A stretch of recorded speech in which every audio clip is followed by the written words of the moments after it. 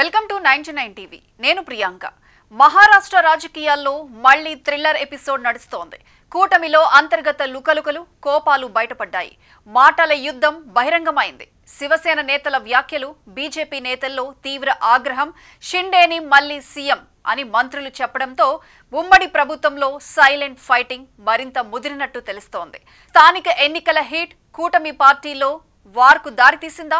Shiv Sena BJP మధ్య విభేదాలు కూటమిని ఎటు నడిపిస్తున్నాయి? పవర్ గేమ్ లో ఎవరి ప్లాన్ ఏంటి? ఈ స్టోరీలో చూద్దాం. మహారాష్ట్రలో రాజకీయ వాతావరణం హఠాత్తుగా మారిపోయింది. మొదట సైలెంట్ గా ఉన్న విభేదాలు స్థానిక ఎన్నికల సమయంలో తారాస్థాయికి చేరినట్లు రాజకీయ వర్గాలు చెబుతున్నాయి. శివసేన మంత్రి దాదా భూసే చేసిన వ్యాఖ్యలు కూటమిలో పెద్ద ట్విస్ట్ కు దారి తీశాయి. అవే కామెంట్లు ఇప్పుడు కేంద్ర స్థానంగా మారాయి. నందూర్బార్లో జరిగిన సభలో శివసేన మంత్రి దాదా భూసే చేసిన వ్యాఖ్యలు రాజకీయాల్లో తుఫాను లేపాయి. త్వరలో ఏక్నాథ్ షిండే మళ్లీ ముఖ్యమంత్రి అవుతారని, మహారాష్ట్రకు షిండే నేతృత్వమే అవసరమని, ప్రజల హృదయాల్లో ఇప్పటికీ షిండే పేరు మిగిలిపోయిందని ఆయన బహిరంగంగా ప్రకటించారు. ఇక ముఖ్యమంత్రి పీఠం విషయంపై శివసేన మంత్రి ఇలా బహిరంగ ప్రకటన చేయడం బీజేపీ అసలు నాయకత్వానికి పెద్ద షాక్ గా మారింది.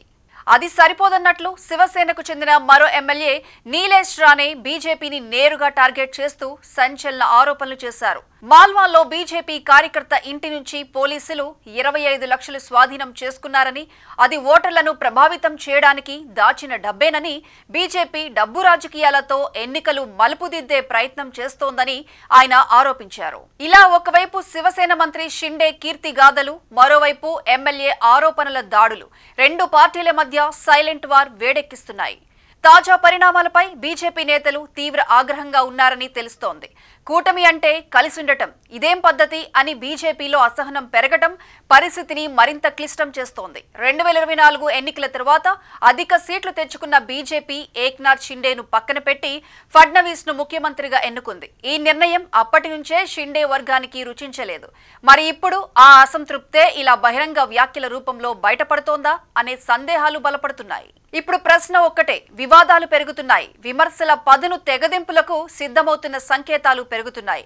ఇలాంటి సమయంలో బీజేపీ హైకమాండ్ జోక్యం చేసుకుని కూటమిలో లుక్కలుకలను, పగుళ్లను సర్దుబాటు చేస్తుందా? లేక నేతల ఫైటింగ్ వ్యక్తిగతమని, లేదా చిన్నపాటి విభేదాలు అంటూ లైట్ తీసుకుంటుందా? ఇదే జరిగితే కూటమి అంతర్గతంగా మరింత బలహీనపడుతుందా? మహారాష్ట్ర రాజకీయాల్లో పట్టాలు, పథకాలు, పన్నాగాలు అన్నీ కొత్త దశలోకి ప్రవేశిస్తున్నాయి. స్థానిక ఎన్నికల ముందు ఈ వివాదం కూటమి భవిష్యత్తునే మార్చేస్తుందేమో. మహారాష్ట్ర రాజకీయాల్లో ఇంకా పెద్ద ట్విస్టులే ఎదురుచూస్తున్నట్లు కనిపిస్తోంది.